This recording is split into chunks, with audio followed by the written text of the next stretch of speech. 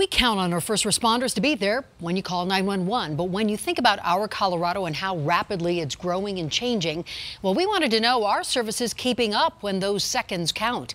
Denver 7 is committed to finding solutions and helping navigate some of the growing pains here. And Denver 7 Sally Mamdouh is joining us. Sally, you found calls for service have grown 34% in the last decade. Yes, and that's all due to that growth and rapid growth in our city.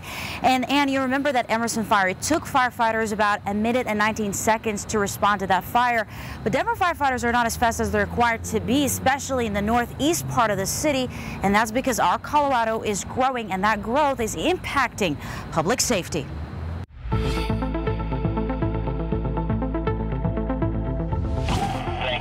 As Denver's population continues to grow every year, firehouses like Station 4 are staying busy around the clock. Here's an incredible fact. Station 4 is one of the busiest fire stations in the country.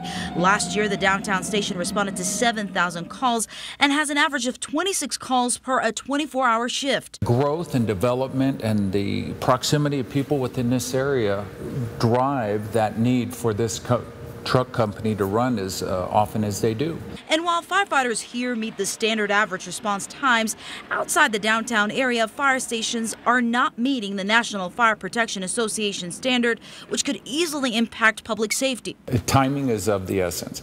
And when we are seconds late on a call, it can actually it could reduce the chances of somebody living. And if we're minutes late, it could create a catastrophe. Denver Fire Captain Greg Pixley says Denver's rapid growth is impacting their emergency response time, especially on the northeast part of the city, home to more than 145,000 people. Out in the northeast corridor, though, we're seeing tremendous growth. Despite having 5 firehouses in the northeast part of the city, Denver firefighters are still not meeting the standard response time.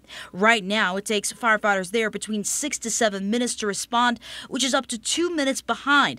Fortunately, the delay in response hasn't led to a tragedy, but every minute counts. Seconds save lives. But this is nothing new. The recent Denver Fire Audit Report shows the anticipated coverage issue was talked about 15 years ago, back when Denver had thousands of fewer people and homes. That was in 2003, and the department couldn't find enough funding in the budget.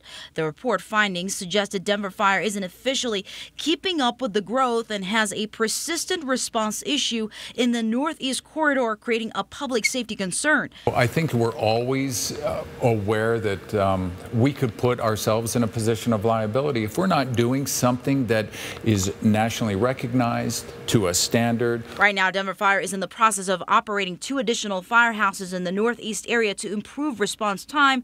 But until then, they are relying on pulling as much resources as possible to respond during an emergency.